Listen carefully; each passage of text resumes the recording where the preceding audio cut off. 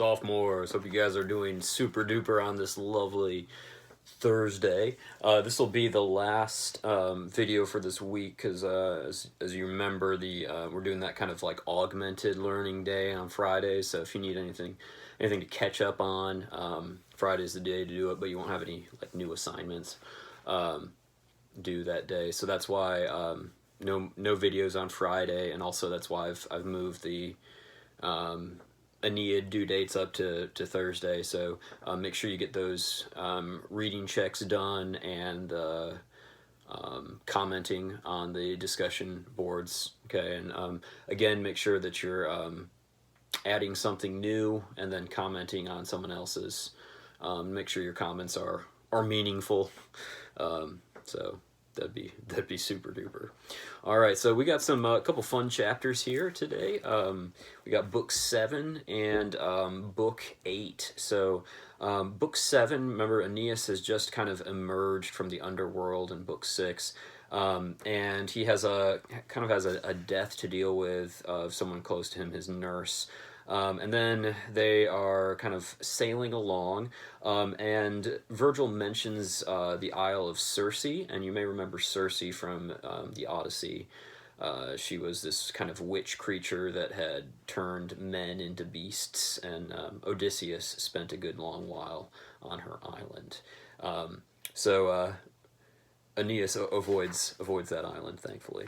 All right, and he makes it over to Italy, close to where, well, he was in Italy already, but he makes it close to where Rome would later be founded, pretty close.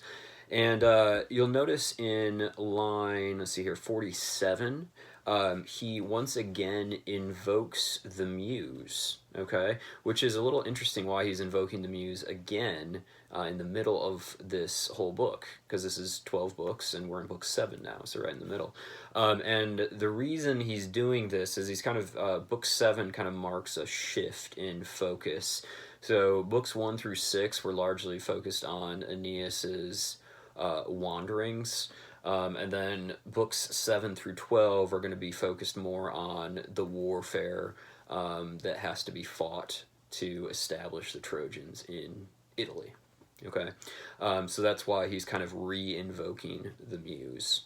All right, and then let's see here. It gives a little bit of a background of some of the area.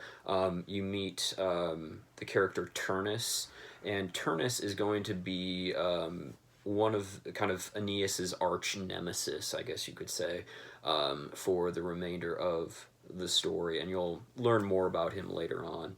But there's one line in here that I just really love. If you look at line 80, it's talking about a laurel tree, and this is one of the best descriptions ever. It's venerated for leafage. So just think about that, a tree venerated for leafage. I just think that's a fabulous description. It's not really important, but I just think it's awesome. Okay, let's see here. Moving along, lines 139 and following, the Trojans are having some food, because, you know, sometimes you just gotta eat. And they have these kind of crusty discs of bread that they're kind of using for their plates, and they get so hungry that they eat the bread that their food had been on. And Ascanius notices that, hey, we were eating our tables, you know, the tables that our food was on. And Aeneas recognizes this as the fulfillment of that supposed curse that the Harpies had placed upon them, and that Anchises had noted as a kind of prophecy. And when they get so hungry that they eat their tables, that will be the place where they are to kind of have their homeland. And Aeneas realizes now finally that they have come to the end of their wanderings. Okay, another great line there on line 149, referring to these loaves, the crusted discs of prophecy. So just some great translations. So this is both Virgil going on, and then the translator just doing a great job here. Um, all right, so moving along, Aeneas sends some ambassadors, I guess you could say, to the local king named Latinus, and he sends ambassadors to kind of scope out the situation, make sure they're going to be welcomed and all that. And Latinus is a very good and hospitable fellow. One of the lines I love from him, line 269 to 271, he says about the Latins, "We are just, not by constraint of laws, but by our choice and habit of our ancient God." Okay, so I just think that's a great picture of justice and doing what is right, not by constraint or laws, but just because it's the right thing to do by choice. So just love that picture. And kind of chief among the ambassadors that Aeneas sends is a guy named Ilioneus. He's kind of the spokesman. And you may remember him back in book 1. He was the kind of spokesman when the Trojans came to Dido, before Aeneas had shown his face. So Ilioneus is probably an older Trojan and just very well respected. So he's the one that does the speaking, and kind of gives a little bit of history and background of Aeneas and the Trojans, to let Latinus know. And Latinus is very very welcoming to them, and he one of the most important things though that he has in mind is, if you look at 339, he says the marriage of his daughter. Okay, so Latinus has a daughter named Lavinia, and she had sort of been pledged, I guess, to a local suitor, who's named Turnus. Yes, the same Turnus that I mentioned earlier. But there was this kind of, I don't know if it's a prophecy. I guess it's 341, Old Faunus's prophecy. This is the man, he thought, foretold is coming from abroad to be my son-in-law, by fate appointed, called to reign here with equal authority. So Latinus realizes that Aeneas is kind of this foreigner that's coming, and he's the one that Lavinia needs to marry, not Turnus, not the local guy. All right, but this is going to, of course, present problems later on.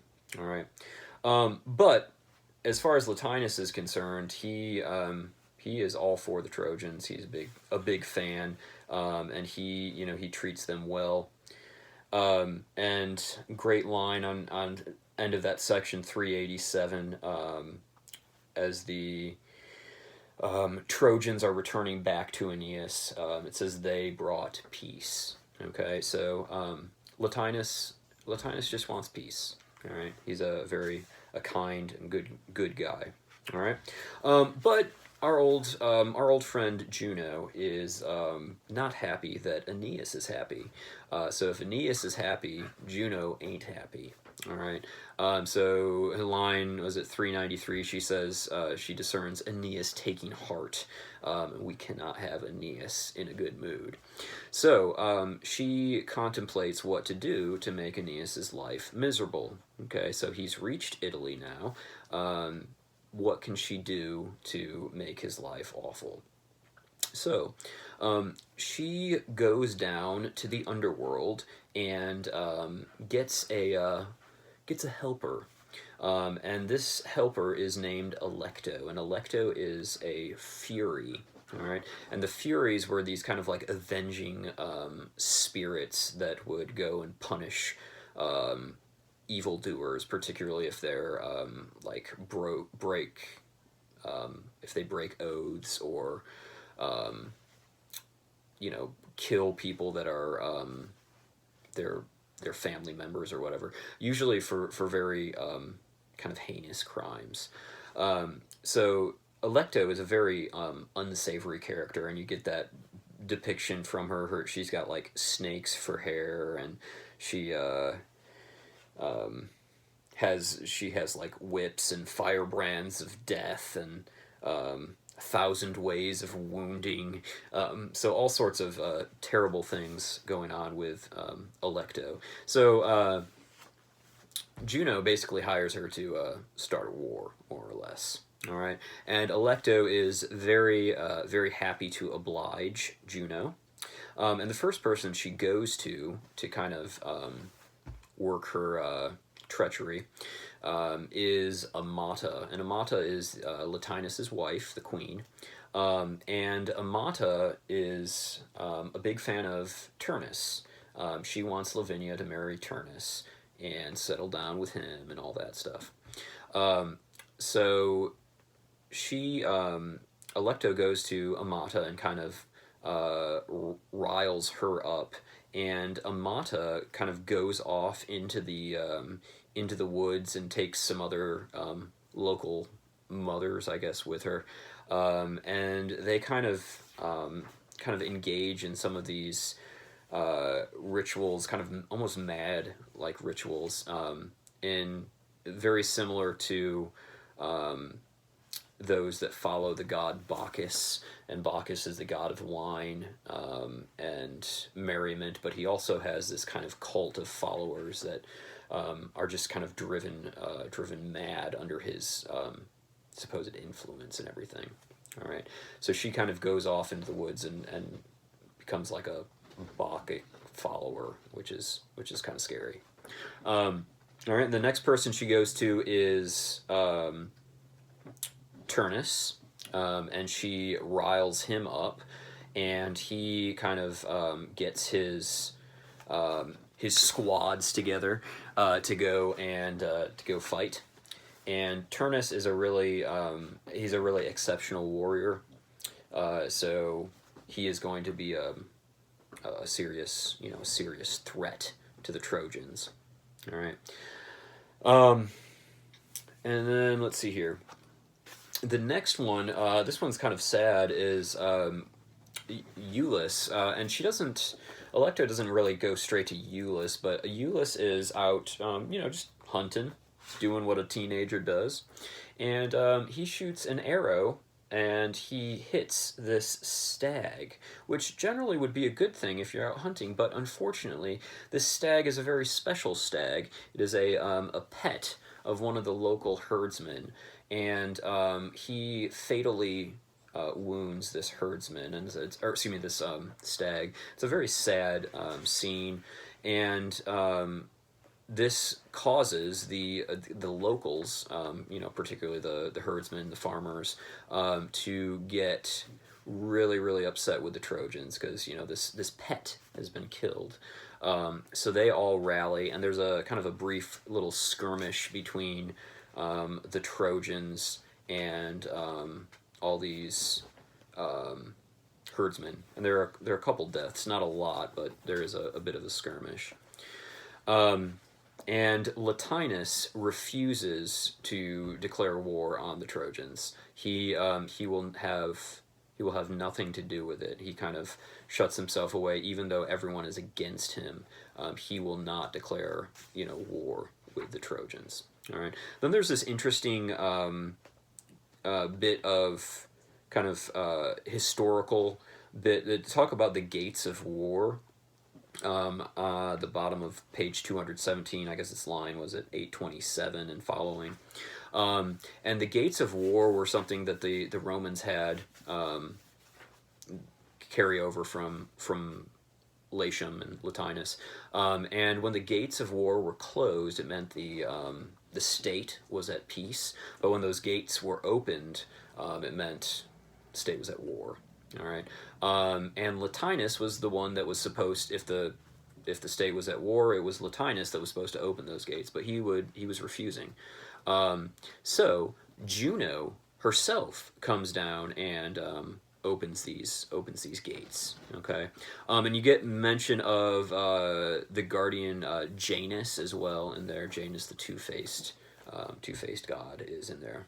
All right, and then line 880, Virgil once again has an invocation of the Muse. Muses now throw wide the gates of Helicon, your mountain. Okay, and that's the kind of mountain where the Muses lived and stuff. So, all right, and then lines 890 to the end, this is kind of a listing of the various warriors from the Latin side and local tribes that were going to war against the Trojans, okay? And this is a fairly common feature of epic poetry as you get this, it's called a catalog, and there's a famous one in Book 2 of the Iliad. This one is thankfully not quite as long, but you get some of the heroes that you're going to be seeing later on in the story.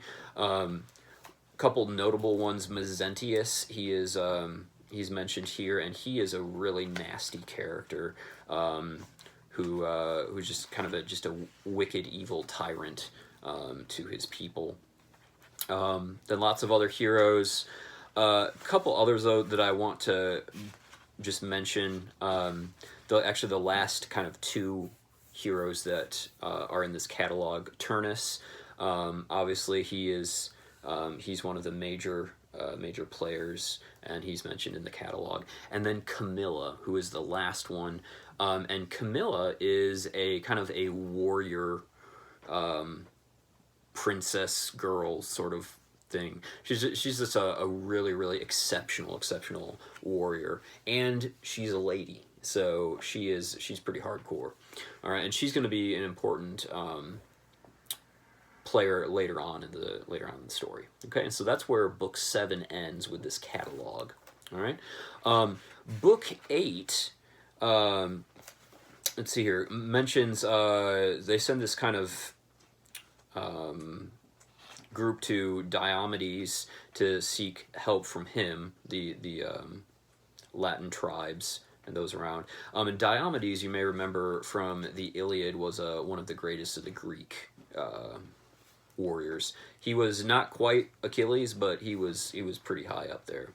All right, so they some of the guys had sent a group to Diomedes to try to seek help from him, and then things are just really not looking good for Aeneas right now, and he has, I believe it's while he's sleeping, a god comes to him, and it's kind of a local god, the god Tiberinus, and he is the god of the Tiber River. Hey. And he gives Aeneas some very good advice.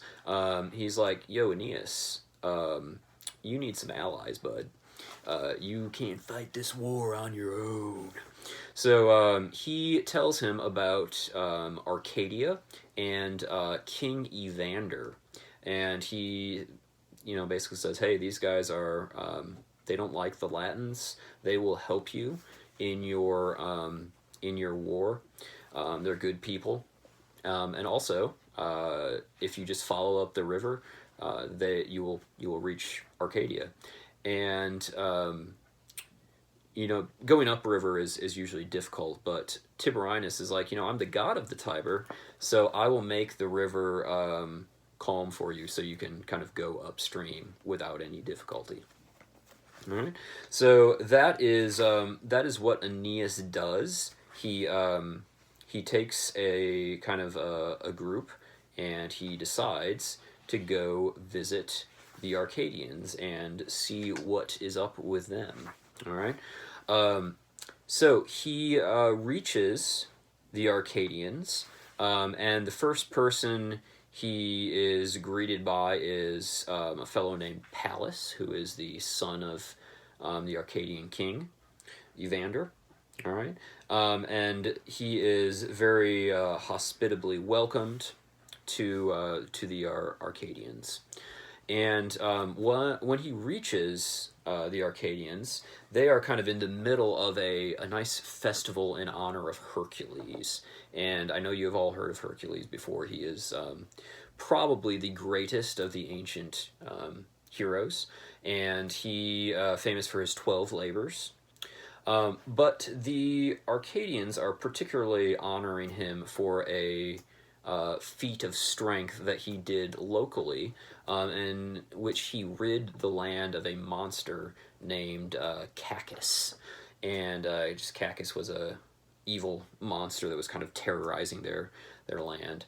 And Cacus took 4 of Hercules' cattle, and he it's kind of funny, he dragged them backwards so that their hoof prints would lead away from him and not toward him, and he, you know, kind of shut them up in his cave.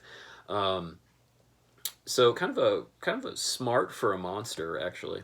And Hercules, you know, he doesn't know where these cattle are, but then, you know, the cattle give themselves away by mooing, by doing the big moo, and he is able to discover where Cacus is and where these lost cattle are, and he eventually, through rather amazing strength and everything, is able to kind of rip the top off of the cave, basically, where Cacus is, and then he, you know, kills off Cacus. So the Arcadians are kind of in this middle of a festival, honoring and celebrating Hercules. All right, and then Aeneas gets to know the Arcadians a little bit better. Evander the king gives him a little bit of a little history of behind the Arcadians and how they came about. One interesting thing is he talks about the god Saturn coming to Italy and teaching them laws and teaching them kind of civilization, basically. And that's kind of an important story to know about, that the Saturn coming to Italy and kind of helping civilize the barbarians there. So that's why when Aeneas gets there, they're not a bunch of barbarians. They're fairly civilized people. It's because of the god Saturn, who had spent some time there. All right, and then he shows him some of the area, and some of the places that he mentions are very important in Roman history and Roman mythology, like the Lupercal, and let's see here, just a couple of the other locations that the capital and all that, that will be important later on in Roman history. Okay. And then he shows very good hospitality to Aeneas overall. And I love this line, 480. In victory, Hercules bent for this lintel. Okay, so like to come into his house. And these royal rooms were grand enough for him. Friend, he's talking to Aeneas, friend, have the courage to care little for wealth, and shape yourself, you too, to merit godhead. Do not come disdainfully into our needy home. All right. And then even as he spoke, he led under the gabled narrow roof Aeneas' mighty figure and made him rest, where on strewn leaves he spread a Libyan bearskin. All right. So I think it's a very important lesson to learn, that of hospitality, and hospitality was very, very important in the ancient world. And to accept the hospitality that is given you, even if it's not what you're used to, it's maybe not very nice by your standards. If someone is giving you what they have, accept it with cheerfulness and with thankfulness. And I think that's a very important lesson to learn that you can see here. All right. The next little section here, we have Venus, and she's worried about her boy. Aeneas is. He's got a lot of tribes coming against him. The Arcadians are nice to him, but they're not super strong. So she goes to her hubby, and this is like her actual husband. She goes to Vulcan, and Venus is, she's charming. She's the goddess of love and all that stuff.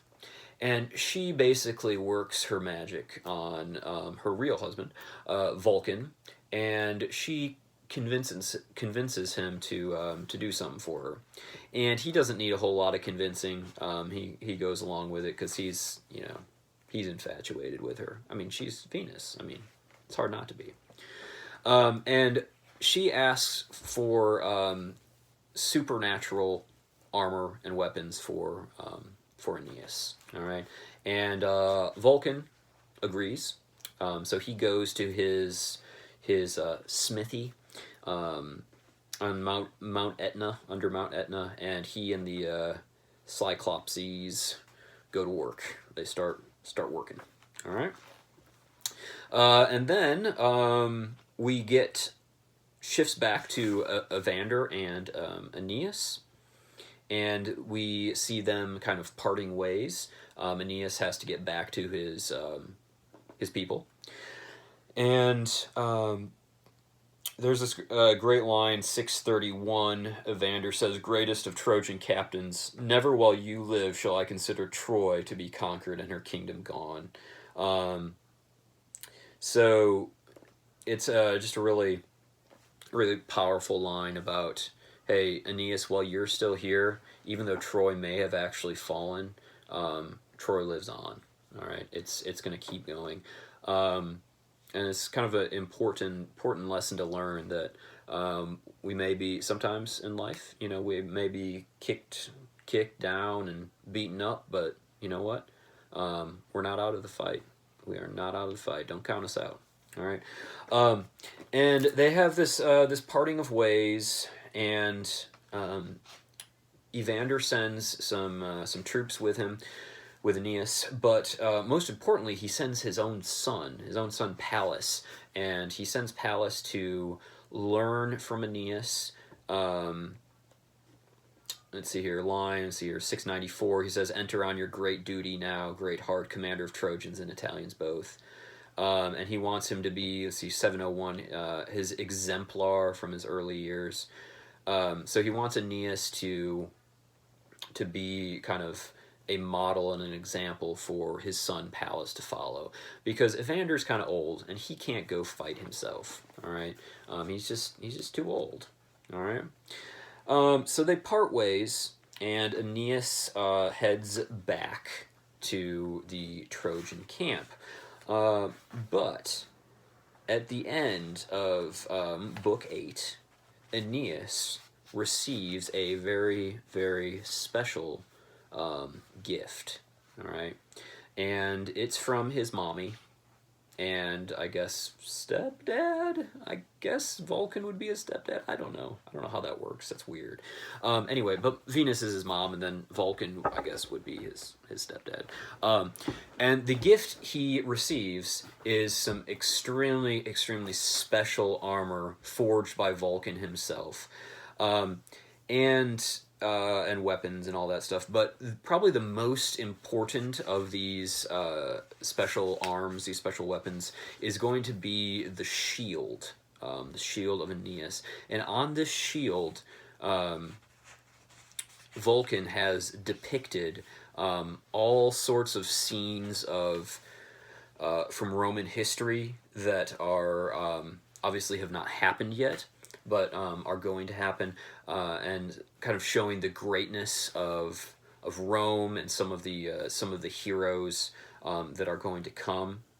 And at the very center is Caesar Augustus, and in particular the Battle of Actium, in which Caesar Augustus defeats Mark Antony and Cleopatra, or Caesar Augustus' forces, technically.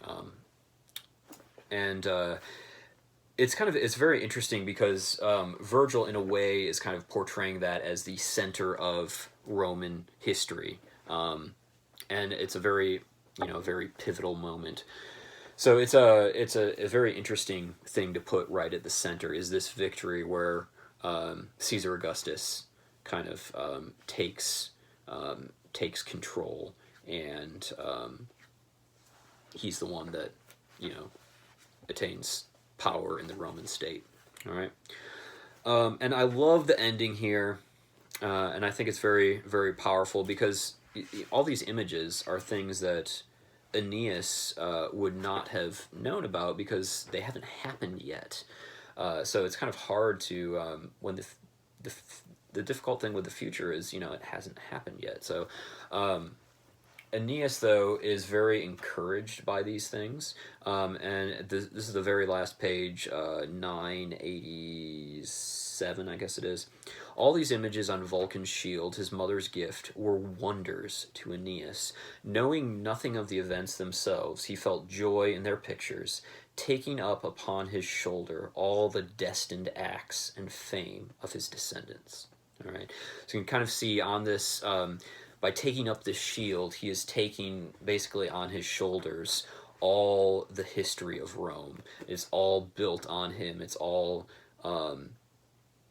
he is kind of the foundation of all that's going to come. All right, so it's a very important symbolically, this shield. All right, so those were books 7 and 8. Let me know if you have any questions on it. Again, you know, I try not to focus on a lot of the little details, try to get a more big picture thing. But if you do have any questions on big picture or even some of the small details, just let me know. I don't have all the answers by any means, but I can look stuff up if you want me to. So hope you guys are doing well for next week, for next Thursday. Do books 9 and 10, okay? And once again, make sure that you do those reading checks and discussions for books 7 and 8 by the end of today, okay? So I love you guys. I'll talk to you later.